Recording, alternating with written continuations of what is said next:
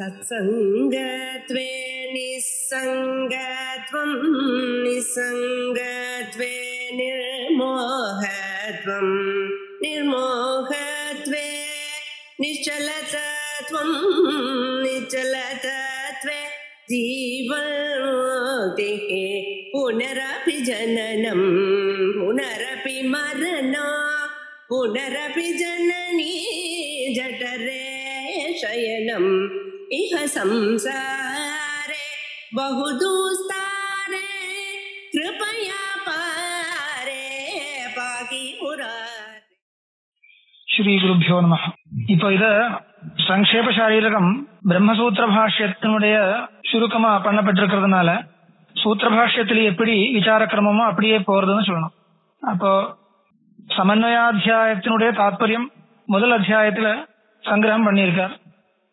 இப்ப ரெண்டாவது அத்தியாயத்துல பிரம்மசூத்திர பாஷ்யத்துல எப்படியோ அந்த மாதிரி இங்கேயும் வருது. அங்க அவிரோதத்தை நிரூபணம் பண்றது. அப்படின்னா பிரம்மத்துல வேதாந்த வாக்கியங்களுக்கு சமன்வயம் இருக்குன்னு முதல் அத்தியாயத்துல காமிச்சது மற்ற பிரமாணங்களுக்கு விருத்தமா இல்லையா என்ற ஒரு விசாரம். மானாந்தரேன விருத்தியதே நவா, அதுக்காக விசாரம் பண்ணி பலவிதமான தர்க்கங்கள் எல்லாம் கேட்டு அந்த தர்க்கங்களுக்கு ஒன்றும் இடம் இல்லைன்னு காமிச்சு அந்த சமன்வயம் திடப்படுத்துறதுக்காக தித்திய அத்தியாயம் ஆரம்பிச்சிருக்கு. இப்படிதான் பிரம்மசூத்திர பாஷ்யத்தில் இருக்கு. அதனால அந்த மாதிரி இங்கேயும் இவரும் ஆரம்பிக்கிறார். ஏவம் சமன்வய நிரூபணையாவபோதோ ஜாதோப்யகண்ட விஷயோ நனு வாக்கியஜன்ய மானாந்தரேண பரிபீடித ஏவ ஜாதோ பேத பிரகாசன கிருதாக்ஷ நிபந்தனேன. ஏவம் சமன்வய நிரூபணையா, சமன்வயத்தை நிரூபணம் பண்ணதுனால அவபோதோ ஜாத, அந்த வாக்கியத்திலிருந்து சாப்தபோதம் வந்தது இல்லைன்னு சொல்ல முடியாது. அவபோதோ ஜாத அகண்ட விஷய, அகண்ட பிரம்ம விஷயகமான அவபோதம் வந்துடுத்து. ஜாதோப்பி அகண்ட விஷயோ நனு வாக்கியஜன்ய, வேதாந்த வாக்கியங்களிலிருந்து பிரம்ம விஷயகமான ஒரு அவபோதம் சாப்தபோதம் வந்தது, வரலேன்னு சொல்ல முடியாது. அகண்ட பிரம்மத்தை பற்றி சொல்லக்கூடியது வேதாந்த வாக்கியங்கள். வேதாந்த வாக்கியங்களுக்கு அப்பேற்பட்ட தாத்பரியம் இருக்கு. இப்படி தாத்பரிய விசாரம் பண்ணி முடிச்சிருக்கு. அதனால தாத்பரிய சந்தேகமோ தாத்பரிய பிரமமோ ஒன்றும் கிடையாது. அதனால அந்த வாக்கியங்களில் இருந்த அகண்ட பிரம்ம விஷயகமான ஒரு போதம் கிடைச்சது. ஆனால் இன்னும் என்ன விசாரம் நடக்கிறதுனா மானாந்தரேன பரிபீடித ஏவ ஜாதா, மற்ற பிரமாணங்களை பற்றி இந்த வரைக்கும் விசாரம் பண்ணல. வேதாந்த வாக்கியங்களுடைய தாத்பரியம் என்னன்றது மட்டும் விசாரம் பண்ணப்பட்டிருக்கு. அதனால இனிமே அது பண்ண வேண்டியதா இருக்கு. மற்ற பிரமாணங்களுக்கு இது விருத்தமா இல்லையா, விருத்தம் இல்லைன்னு சொல்லணும். ஆனா ஏன் விருத்தம் இல்லை அதை நிரூபணம் பண்ண வேண்டியதா இருக்கு. நிரூபணம் பண்ணலைன்னால் விருத்தம் தான் வரும். அதனால பூர்வபக்ஷம் கேட்கிறார், மானாந்தரேன பரிபீடித ஏவ ஜாதா, மானாந்தரேன மற்ற பிரமாணங்களால பரிபீடித, பீடிதம்னு சொன்னா பாதிதம்னு அர்த்தம். பாதிதமா இந்த போதம் வந்திருக்கு. பரிபீடித ஏவ ஜாதா என்ன காரணம்னா பேத பிரகாசன கிருதா அக்ஷ நிபந்தனேனா. அக்ஷம்னா இந்திரியம். இங்க இந்திரியம் மட்டும் இல்ல, இந்திரியத்தினால பேதம் தெரியறது கண்ணு. இந்த மாதிரி 5 இந்திரியங்களால பேதங்கள் தெரியறது. எல்லா இடத்திலும் பேதம் தான் தெரியறது, அகண்ட பிரம்மத்தை தெரியறது இல்ல. அந்த மாதிரி அனுமானங்கள், அந்த பிரத்யக்ஷத்தை அனுசரிச்சு வரக்கூடிய அனுமானங்கள் பேதத்தை காமிக்கிறது. அதனால பேதத்தை பிரகாசப்படுத்தக்கூடிய மற்ற பிரமாணங்களால இந்த வாக்கிய சமன்வயம் பாதிதமா தான் வர்றது. அதுக்கு பரிகாரம் சொல்லி ஆகணும், இல்லைன்னால் அந்த சமன்வயத்தை ஒத்துக்க முடியாது. பூர்வபக்ஷம். இரண்டாவது ஸ்லோகம். மஜ்ஜத்யலாபு சஹசா அப்சு சிலா பிளவந்த இத்தியாதிகாதபீதாதிவ வாக்கியஜாதா ஜாதாபி புத்திர் அபபாதித கோச்சரைவ அபபாதித கோச்சரைவம் அத்வைத புத்திரபி பேதத்யா ஆத்மனி ஸ்யாத். என்ன சொல்றது, இப்போ ஒரு கேள்வி வரும். சாதாரணமா நம்ம சொல்லக்கூடிய வாக்கியங்களா இருந்தால் அது மானாந்தரத்தினால பாதிதமா வரலாம். நம்ம ஏதோ சொல்றது, அது தெரிஞ்சிருந்தோ தெரியாமலோ எப்படியோ சொல்றது, அது தப்பா கூட இருக்கலாம், சரியா கூட இருக்கலாம், தப்பா கூட இருக்கலாம். அதனால மானாந்தரத்தினால மற்ற பிரமாணங்களால பரீட்சை பண்ண வேண்டியதா இருக்கு. நம்மளுடைய வாக்கியங்கள் பௌருஷேய வாக்கியமா இருந்தால் மற்ற பிரமாணங்களை வச்சுட்டு பரீட்சை பண்ணி டெஸ்ட் பண்ணி அதுக்கப்புறம் தான் அதனுடைய வேலிடிட்டியை புரிஞ்சுக்க முடியும். இது வேத வாக்கியமாச்சே. அப்ப வேத வாக்கியத்தால சொல்லப்பட்டிருக்கக்கூடிய விஷயம் மற்ற பிரமாணங்களை வச்சுட்டு பரீட்சை பண்ண அது தேவையா? அப்படி ஒரு கேள்வி வரலாம். அதுக்காக சொல்றார், அப்படி இல்ல, வேத வாக்கியமா இருந்தாலும் பல வாக்கியங்கள் இருக்கு. அந்த அர்த்தம் யதாஸ்ருதார்த்தம் பாதிதமா தான் இருக்கும். நம்ம வேத வாக்கியம் தப்புன்னு சொல்ல வரல, ஆனா அதனுடைய அர்த்தத்தை மாற்ற வேண்டியதா இருக்கும். சில இடத்துல, பல இடத்துல அப்படி இருக்கு.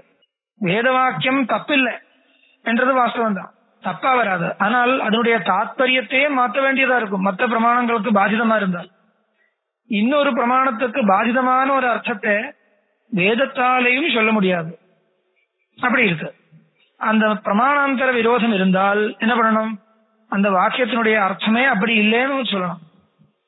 அதுக்காக உதாரணங்கள் கொடுக்கிறார். மஜ்ஜத்யலாபு சஹசா அப்சு ஷிலாஹ பிளவந்தே, இப்படி எல்லாம் வாக்கியங்கள். ஷிலாஹ பிளவந்தே, ஷிலாஹன்னு சொன்னால் ராக்ஸ் அர்த்தம். அது ஜலத்துக்கு மேல இப்படி பிளவனம் இருக்கிறதுன்னு அர்த்தம். அது வர முடியாது. அந்த மாதிரி அலாபு மஜ்ஜதி சஹசா அப்சு, அதெல்லாம் நடக்காத விஷயம். இப்படி நடக்காத விஷயங்கள் சொல்லக்கூடிய வாக்கியங்கள், ஏகப்பட்ட வாக்கியங்கள் வேதத்தில் இருக்கு. அதனால வேதம் சொல்றதுன்றதுனால எல்லாமே அப்படியே கரெக்டா இருக்கும்னு சொல்ல முடியாது. வேதம் கரெக்டா தான் சொல்லுவோம், ஆனால் அதனுடைய தாத்பரியம் வேறு விதமா புரிஞ்சுக்க வேண்டிய இடங்கள் பல இடங்கள் இருக்கு. அதனால இந்த வேதாந்த வாக்கியங்களால சொல்லப்பட்ட ஜீவ பிரம்ம ஐக்கியமும் ஜெகன் மித்யாத்துவம் எல்லாம் வேதாந்த வாக்கியங்களிலிருந்து கிடைக்கிற மாதிரி தெரியுது. ஆனா அதை கொஞ்சம் மாற்ற வேண்டியதா இருக்குமோ என்ற ஒரு சந்தேகத்துக்கு இடம் இருக்குன்னு சொல்றார். மஜ்ஜத்யலாபு சஹசா அப்சு ஷிலாஹ பிளவந்தே இத்தியாதிகாத் அபிஹிதாதிவ வாக்கிய ஜாதாத். இத்தியாதிகாத், இப்பேற்பட்ட வாக்கியங்களை, அபிஹிதம், அந்த வாக்கியங்களால சொல்லப்பட்டிருக்கக்கூடிய விஷயங்கள் என்ன வருது? ஜாதாபி, அதிலிருந்து சாப்தபோதம் கிடைக்கிறது. ஷிலாஹ பிளவந்தே, பாஷாணாக பிளவந்தேன்னு சொன்னால் வேத வாக்கியமா இருந்தாலும் அர்த்தம் கிடைக்கிறது. ஆனா அதனுடைய தாத்பரியம் அப்படி இல்லைன்னு மாத்துறது இல்லையா? ஏன்னா மானாந்தர விரோதம் இருக்கு. அதனால அப்ப ஜாதாபி புத்தி அபபாதித கோச்சரைவா, அது பாதிதமா தான் ஒரு போதம் வர்றது கிடைக்கிறது. அதுக்கப்புறம் அதனுடைய தாத்பரியத்தை வேற விதமா மாத்துறது, அந்த மாதிரி இருக்கு. அந்த மாதிரி அத்வைத புத்திரப்பி பேததியா ஆத்மனி சியாத். பேததியா அபபாதிதா ஏவ ஆத்மனி ஜாயேதான் அர்த்தம். பேததியா அபபாதிதா, பேததியினால பிரத்யக்ஷாதிகளால வரக்கூடிய வேத ஞானத்தினால பாதிதமா தான் வரும் இந்த ஞானம். அத்வைத ஞானம் என்றது வேத வாக்கியத்தால சொல்லப்பட்டிருக்கக்கூடிய ஒரு பெரிய விஷயம் நினைச்சுட்டு பார்த்தாலும் மற்ற பிரமாணங்களுக்கு விருத்தமா இருந்தால் அது பாதிதமா தான் வரும். அத்வைத புத்திரப்பி பேததியா ஆத்மனி சியா. ஆத்மனி ஜாயமானா யா அத்வைத புத்தி, இந்த ஆத்மா அத்வைதம், ஆத்மா ரெண்டு கிடையாது, இப்படி ஒரு புத்தி நமக்கு கிடைக்கிறது வேத வாக்கியங்கள் பார்த்தால், உபனிஷத்து பார்த்தால். ஆனால் அப்படி இருக்க முடியாது என்றது பிரத்யக்ஷத்தினால தெரியறதுனால பேததியா அபபாதிதா ஏவ ஜாயேதா அர்த்தம். இப்படி இரண்டாவது ஸ்லோகம். அப்புறம் மூணாவது ஸ்லோகம். அத்தியக்ஷகோச்சரம் அனர்த்தம் அவைமி வாக்கியம் நிர்முக்தமாக மம ரூபம் அனர்த்தஹேதோ ஏவஞ்ச வேதசிரசோக்ஷ நிபந்தனேன ஞானேன பாதனம் அதீவஹி துர்நிவாரம். திருப்பி சொல்றார், அத்தியக்ஷகோச்சரம் அனர்த்தம் அவைமி வாக்கியம். அனர்த்தம் அவைமி, அவைமின்னு சொன்னால் நான் தெரிஞ்சுக்கிறேன் அர்த்தம். இது அனர்த்தம் தெரிஞ்சுக்கிறேன், அனர்த்தத்தை நான் தெரிஞ்சுட்டே இருக்கேன். அத்தியக்ஷ கோச்சரம். அது அத்தியக்ஷம் என்ற சப்தத்துக்கு பிரத்யக்ஷம்னு அர்த்தம். பிரத்யக்ஷத்துக்கு விஷயமா நிறைய அனர்த்தங்கள் இருக்கிறது தெரிகிறது நமக்கு. நம்மளுடைய ஆத்மாவில எத்தனையோ துக்கங்கள் வருது, பலவிதமான எண்ணங்கள் வருது, இப்படியெல்லாம் நமக்கு தெரியுது. இந்த சம்சாரம் ஆத்மாவுக்குள்ள தெரியறது நமக்கு அனுபவ சித்தமா இருக்கு. அதனால அத்தியக்ஷ கோச்சரம் அனர்த்தம் அவைமி, அனர்த்தத்தை நான் பலவிதமான அனர்த்தத்தை தெரிஞ்சுட்டே இருக்கேன். ஆனால் வாக்கியம் நிர்முக்தமாக மம ரூபம் அனர்த்தஹேதோ, ஆனால் வேதாந்த வாக்கியங்கள் என்ன சொல்றது?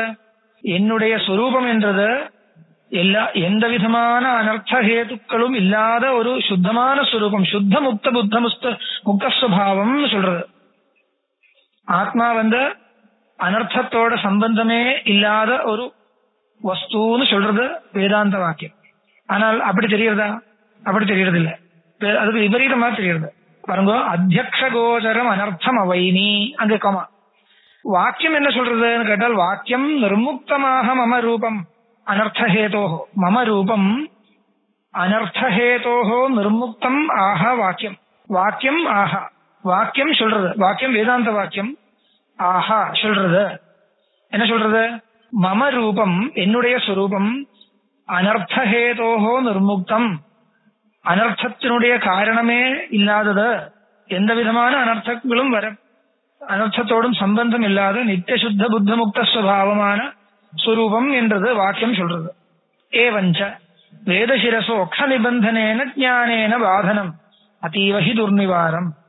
இப்படி பார்த்தால் வேதசிரசா வேத வாக்கியங்களுக்கு அக்ஷ நிபந்தனேன ஞானேன இந்திரியத்தினால வரக்கூடிய ஞானத்தினால பாதனம் அதீவஹி துர்நிவாரம், பாதனம் இருக்கவே இருக்கு, அதே நிவாரணம் பண்ணவே முடியாது.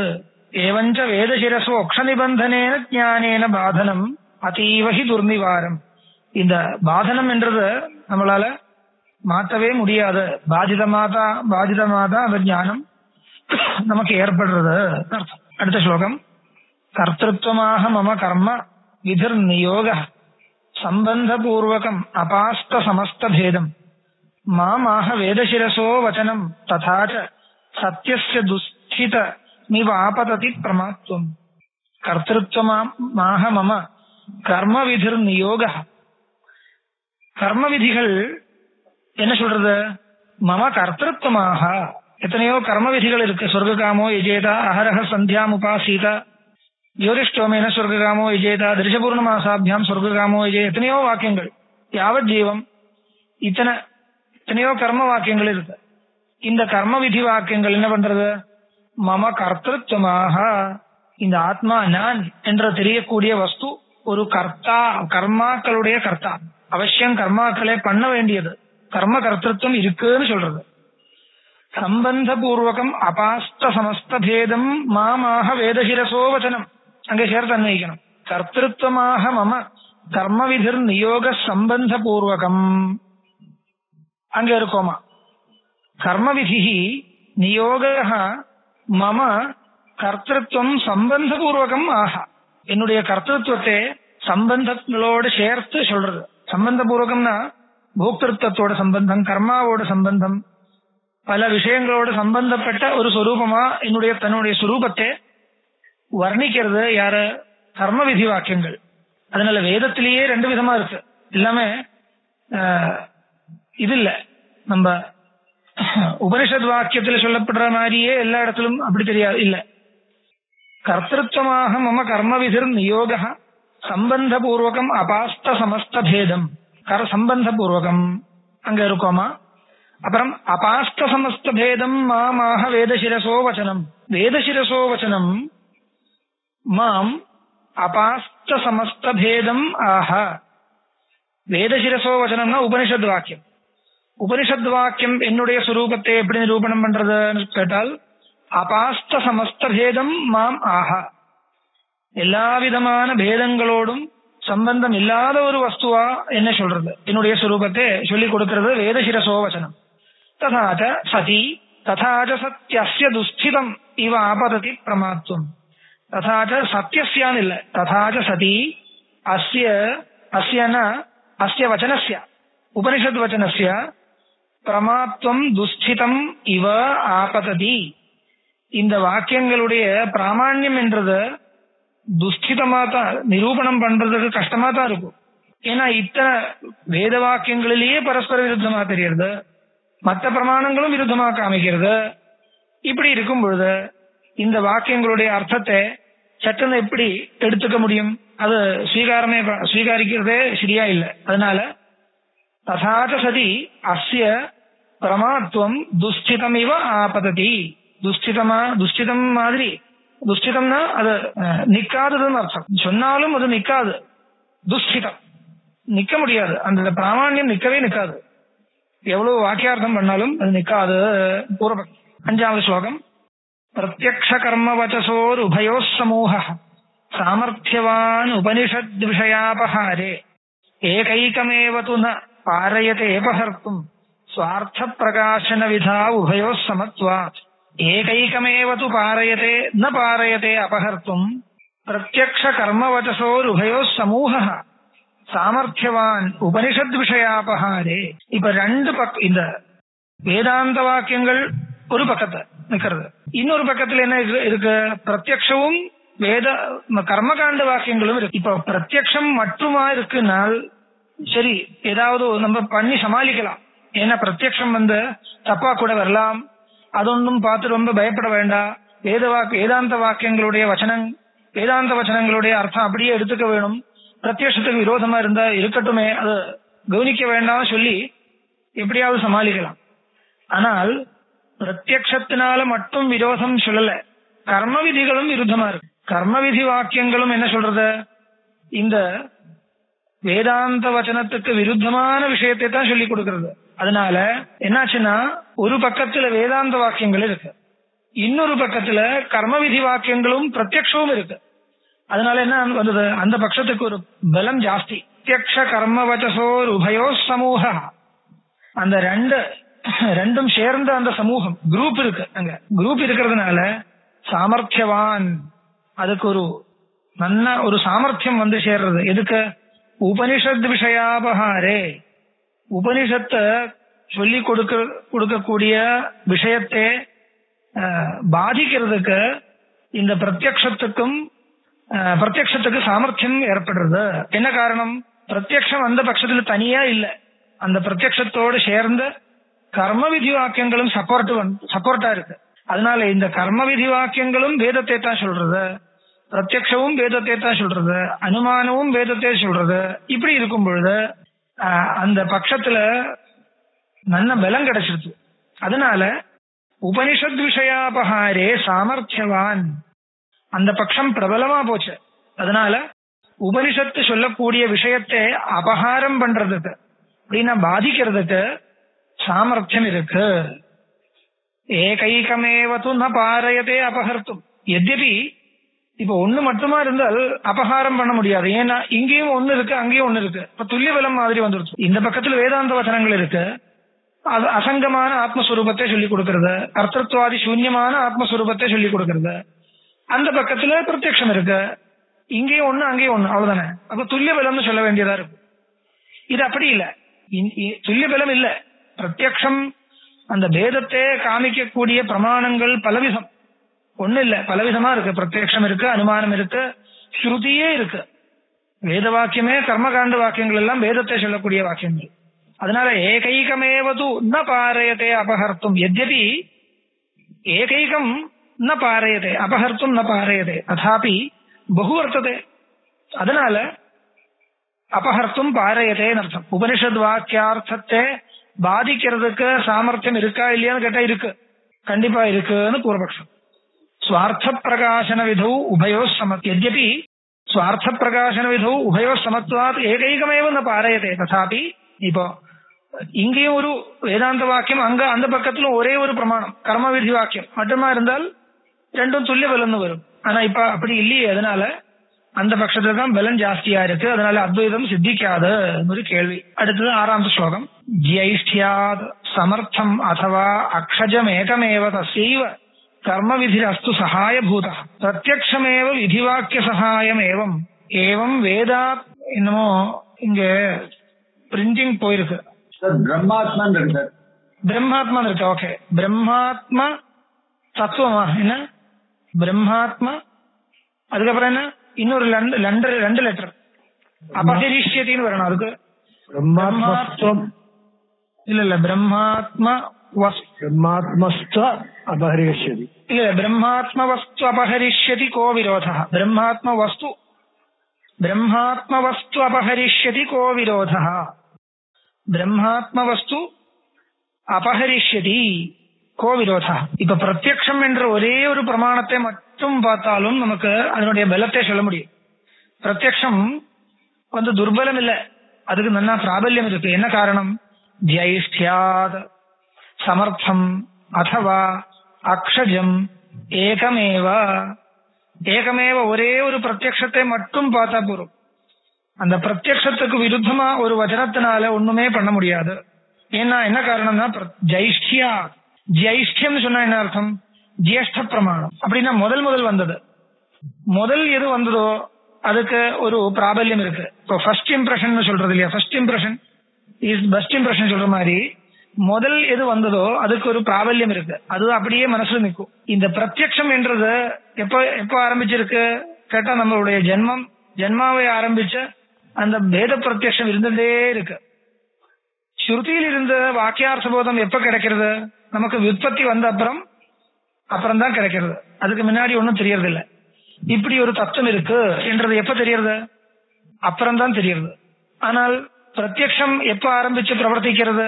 ஜனிச்சதுக்கு அப்புறமே உடனே பிரத்யக்ஷம் ஆரம்பிச்சிருக்கு. அதனால இந்த இந்திரியங்கள் நம்மளுடைய ஜென்மாவே ஆரம்பிச்சு வேலை செஞ்சுட்டே இருக்கு. அனுமானங்களும் அப்படிதான். அதனால இந்த பேத பிரத்யக்ஷம் என்றது ஜேஷ்டம் சொல்றது. ஜேஷ்டம் எல்டர். அதனால ஜேஷ்டமா இருக்கிறதுனால இந்த பிரத்யக்ஷத்துக்கு ஒரு தனியா ஒரு சாமர்த்தியம். ஜைஷ்டியாத் சமர்த்தம் அதவா அக்ஷஜம். அக்ஷஜம் பிரத்யக்ஷம். ஏகமேவ ஒரே ஒரு பிரத்யக்ஷ பிரமாணமே போரும் இந்த ஸ்ருதியை பாதிக்கிறதுக்கு. அக்ஷஜம் ஏகமேவ தஸ்யைவ கர்ம விதிரஸ்து சகாயபூதா. இந்த கர்ம விதி வாக்கியங்களும் என்ன பண்றதுன்னு கேட்டா அந்த பிரத்யக்ஷம் சொல்லக்கூடிய பிரத்யக்ஷத்தினால கிடைக்கிற அந்த பேத புத்தியை சப்போர்ட் பண்றதுக்கு கர்ம விதி வாக்கியங்களும் உபயோகப்படுத்திக்கலாம். அவ்வளவுதான். பிரத்யக்ஷமேவ விதிவாக்கிய சகாயம் ஏகம் பிரம்மாத்ம வஸ்து அபஹரிஷ்யதி. இந்த பிரம்மாத்ம வஸ்து உபனிஷத்தினால உபனிஷத் வாக்கியத்திலிருந்து தெரியக்கூடிய அந்த பிரம்மாத்ம வஸ்துவே அபகாரம் பண்றதுக்கு இந்த ஒரே ஒரு பிரத்யக்ஷமே சமர்த்தமா இருக்கு, பாதிக்கிறதுக்கு சமர்த்தமா இருக்குன்னு அர்த்தம். அப்புறம் 7 இந்த வரைக்கும் பூர்வபக்ஷம் முடிச்சாச்சு. அத்ரோச்சியதேன்னு ஆரம்பிச்ச சித்தாந்தம் இப்ப பூர்வபக்ஷம் முடிச்சாச்சு. அதனால நான் இன்னைக்கு இங்க நிறுத்துறேன். அப்புறம் கண்டினியூ பண்ணலாம். சித்தாந்தம் ஆரம்பிக்கிறது அதுக்கு மேல. இன்னைக்கு இதோட நிறுத்துறேன்.